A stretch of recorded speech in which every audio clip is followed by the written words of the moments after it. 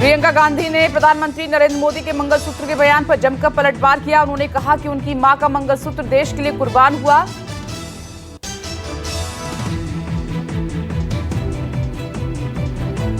बांग्लादेश की लड़ाई के वक्त इंदिरा गांधी ने अपना सोना दान किया।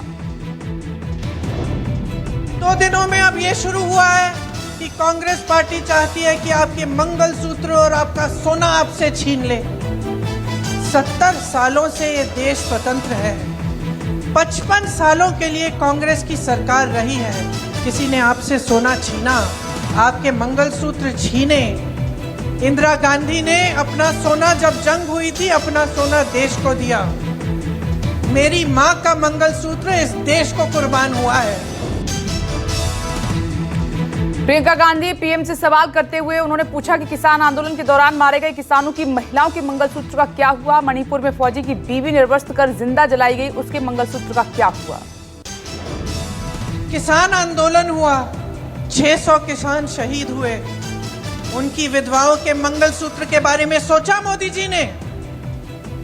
मणिपुर में एक जवान की बीवी को का वस्त्र हरण करके पूरे देश के सामने चलाया। मोदी जी चुप थे, कुछ नहीं बोले। उसके मंगलसूत्र के बारे में नहीं सोचा उन्होंने, पलक नहीं झपकाई उन्होंने। और आज चुनाव के लिए, वोटों के लिए महिलाओं को ऐसी बातें कर रहे हैं। प्रियंका यही नहीं रुकी। उन्होंने कहा कि जब मेरी बहनों को नोटबंदी के चलते अपने मंगलसूत्र गिरवी रखने पड़ते और प्रधानमंत्री जी कहते थे महंगाई ने आज कितनों के मंगलसूत्र गिरवी रखवा दिए हैं। अलीगढ़ में दिए पीएम मोदी के बयान पर सपा प्रमुख अखिलेश यादव ने कहा कि ये हार का रुझान है। चुनाव खत्म होने के बाद परिणाम के रुझान आते हैं, लेकिन चुनाव का पहला चरण खत्म होते ही रुझान आने लगे हैं। खत्म होने के बाद चुनावी परिणाम के रुझान आते हैं, लेकिन ये तो चुनाव का पहला चरण खत्म हुआ है, उसी में रुझान आने लगे हैं। ये भाषा का इस्तेमाल करना, इस तरह की बात करना हमारे लोकतंत्र को कमजोर करता है। बंगाल की सीएम ममता बनर्जी ने बीजेपी पर लगाए गंभीर आरोप। कहा कि बीजेपी का एक गुंडा अभिषेक को मारने की कर रहा है कोशिश। बीरभूम में चुनाव प्रचार के दौरान पीएम मोदी को प्रचार बाबू कहकर कसा तंज। तेजस्वी के एनडीए प्रत्याशी के जिताने वाले बयान पर पप्पू यादव ने पलटवार करते हुए तेजस्वी को बताया बिच्छू, साथ में दी नसीहत। कहा कि तेजस्वी अपने पिता लालू यादव से सीखे। राजस्थान और छत्तीसगढ़ के चुनावी दौरे पर पीएम मोदी, प्रधानमंत्री मोदी ने टोंक में की जनसभा। कांग्रेस और इंडिया गठबंधन पर पीएम मोदी ने बोला हमला। पीएम मोदी ने कहा कि लोगों को बांटने की कोशिश हो रही है, वो जब भी हमें बांटेंगे दुश्मनों को फायदा हुआ। बांटने की, यहां के लोगों को बांटने की पूरी कोशिशें हो रही हैं। याद रखिएगा, जब जब हम बटे हैं तब तब देश के दुश्मनों ने फायदा उठाया है। टोंक में पीएम मोदी ने कहा कि हमने 370 को सफलतापूर्वक हटाया। कांग्रेस होती तो कश्मीर में पत्थर चल रहे होते।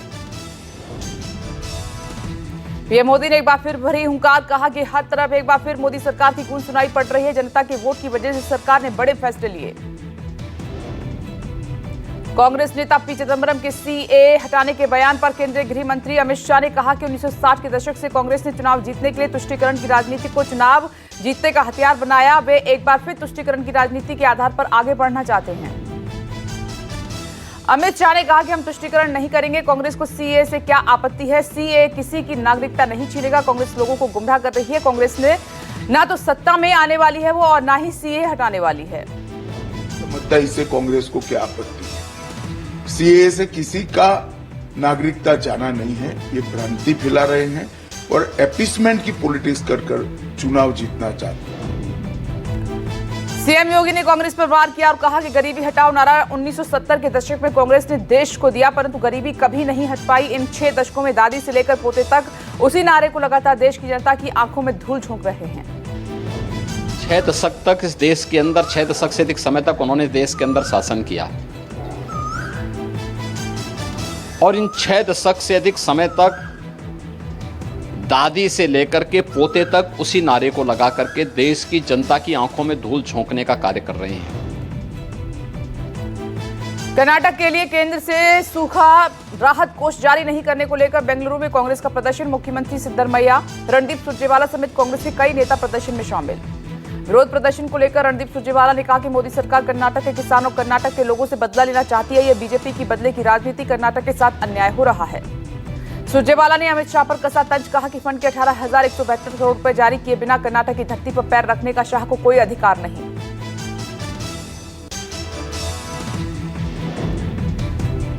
पूर्णिया में प्रचार के दौरान तेजस्वी यादव का अजीबोगरीब बयान। रैली में कहा कि या तो आरजेडी को जिता दीजिए, नहीं तो एनडीए के प्रत्याशी को वोट दीजिए।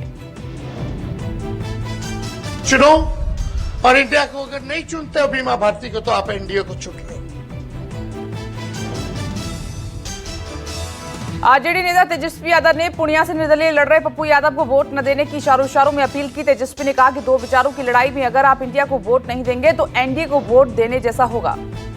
तेजस्वी यादव के पूर्णिया में दिए गए बयान पर केंद्रीय मंत्री और बेगूसराय से भाजपा उम्मीदवार गिरिराज सिंह ने कहा कि मैंने पहले भी कहा है कि अब महागठबंधन तेजस्वी यादव अपनी हार स्वीकार कर चुके हैं। मैंने पहले भी कह चुके हैं कि अब महागठबंधन तेजस्वी यादव हार स्वीकार कर चुके हैं। तेजस्वी यादव के एनडीए प्रत्याशी के जिताने वाले बयान पर पप्पू यादव का पलटवार। पप्पू यादव ने तेजस्वी को बिच्छू बताया। पप्पू यादव ने तेजस्वी को नसीहत दी, कहा कि तेजस्वी अपने पिता लालू यादव से सीखे। तेजस्वी का लक्ष्य सिर्फ कुर्सी बचाना है, उन्हें संविधान बचाने से कोई मतलब नहीं है। वो तो बीजेपी का प्रचार कर रहे हैं। उनका लक्ष्य है देश, और कुछ लोगों का लक्ष्य है कुर्सी, कुछ लोगों का लक्ष्य है 2025। उनका लक्ष्य देश नहीं है, संविधान नहीं है। उनका लक्ष्य एक बार भी बीजेपी के बारे में आपने सुना? तेजस्वी यादव के पूर्णिया में दिए गए बयान पर बिहार के मुख्यमंत्री सम्राट चौधरी ने कहा कि यह हताशा का बयान है, हार मानने वालों का बयान है। बीजेपी जानती है कि कोई मुकाबला नहीं है। हताशा का बयान है, हार मानने वाले का बयान है, और भारतीय जनता पार्टी जानती है कि ये लड़ाई कहीं है ही नहीं। केंद्रीय मंत्री व बाड़मेर से भाजपा और उम्मीदवार कैलाश चौधरी ने राहुल गांधी पर तंज कसा। कहा कि राहुल गांधी ने ही ये बात कही है कि अगर वे सत्ता में आए तो हर व्यक्ति की जांच होगी। राहुल गांधी को अपने गिरेबान में झांककर देखना चाहिए कि वे खुद बेल पर हैं। कैलाश चौधरी बोले कि पूरा देश जानता है कि कांग्रेस के समय में कितने घोटाले हुए हैं। वे कभी ना तो प्रधानमंत्री बन सकते हैं और ना ही देश का नेतृत्व कर सकते। पूरा देश पीएम मोदी के साथ है और ये घमंडिया गठबंधन कहीं आसपास भी नहीं है। प्रधानमंत्री बन सकते हैं, ना ही ये कभी इस देश का नेतृत्व कर पाएंगे, क्योंकि जनता आज प्रधानमंत्री नरेंद्र मोदी जी के साथ है। और आने वाले समय के अंदर मुझे लगता है कि ये घमंडिया गठबंधन कहीं आसपास में भी नहीं है। शरद पवार पर बीजेपी नेता राम कदम ने निशाना साधा। कहा कि शरद पवार कह रहे हैं कि मोदी जी तानाशाह पुतिन हैं, पर पीएम मोदी हर मां और बूढ़े पिता के लिए बेटे हैं, हर बहन के लिए भाई हैं और नौजवान के लिए आशा की रोशनी है। आशा की वजह से वे आदरणीय प्रधानमंत्री जी को तानाशाह शब्द के साथ जोड़ रहे हैं, पर इस देश की हर बूढ़ी माँ, हर बूढ़ा पिता उनको अपना बेटा मानता है। इस देश की हर बहन उनको अपना भाई मानती है। इस देश का हर नौजवान उनकी तरफ एक आशा की रोशनी के रूप में देखता है। यूपी के केसरगंज से बीजेपी सांसद ब्रजभूषण शरण सिंह ने अब तक टिकट न मिलने पर तोड़ी चुप्पी। टिकट ऐलान पर देरी के लिए मीडिया को ठहराया जिम्मेदार। कहा कि मैं बीजेपी से बड़ा नहीं, प्रत्याशी ऐलान में देरी पार्टी रणनीतिक हिस्सा है।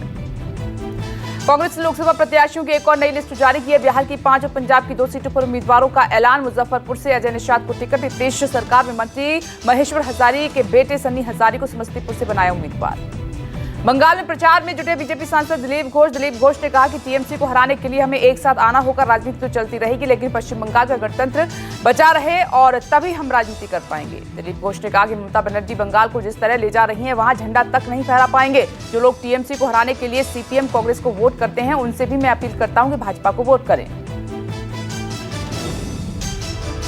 चिराग पासवान ने इंडिया गठबंधन पर कसा तंज। कहा कि हम लोग शुरू से कह रहे हैं कि इन लोगों के गठबंधन की सहजता ही नहीं है। आरजेडी, कांग्रेस और वाम दलों के बीच में कोई एकता, कोई मिलाजुला काम करने की रणनीति नहीं।